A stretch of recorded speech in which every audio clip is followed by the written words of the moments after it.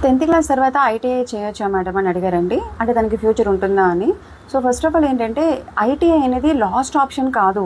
అంటే MPC, BiPC, CE, CBA చేసి ITI లాస్ట్లోని dull students మాత్రమే చేస్తారు అన్నది అపోహ పడకండి. ఓకే, ఐటీఐ కూడా మంచి ఆప్షన్. రోజుల్లోని డిగ్రీ ఉండడం దానికంటే స్కిల్డ్ పర్సన్స్కి, స్కిల్డ్ టెక్నీషియన్స్కి చాలా డిమాండ్ ఉంది. ఎందుకంటే మీకు తెలుసు ఆర్టిఫిషియల్ ఇంటెలిజెన్స్ ఏఐ రీప్లేస్ చేస్తుంది చాలా జాబ్స్ని.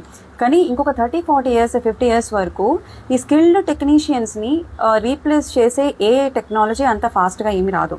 కాబట్టి ఐటీఐలోని మంచి కాలేజ్ చూస్ చేసుకొని, ఈ ఐటీఐలోని మీకు డిఫరెంట్ ఫీల్డ్స్ ఉంటాయి. లైక్ ఎలక్ట్రీషియన్ కానీ, ప్లంబర్ కానీ, fitters, draughtsmen, mechanics, diesel mechanics, motor vehicle mechanics. So వీళ్ళకి హ్యూజ్ డిమాండ్ ఉంటుందండి ఫ్యూచర్లోని. అండ్ గవర్నమెంట్ సెక్టార్లో కూడా చాలా ఆపర్చునిటీస్ ఉంటాయి.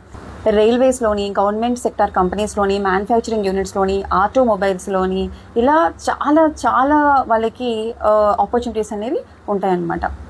సో కాబట్టి వీళ్ళు ఏమనుకుంటారు, జనం ఏమనుకుంటారు అని కాకుండా పిల్లలకి సూట్ అయ్యేది చూస్ చేయండి. Okay, thank you.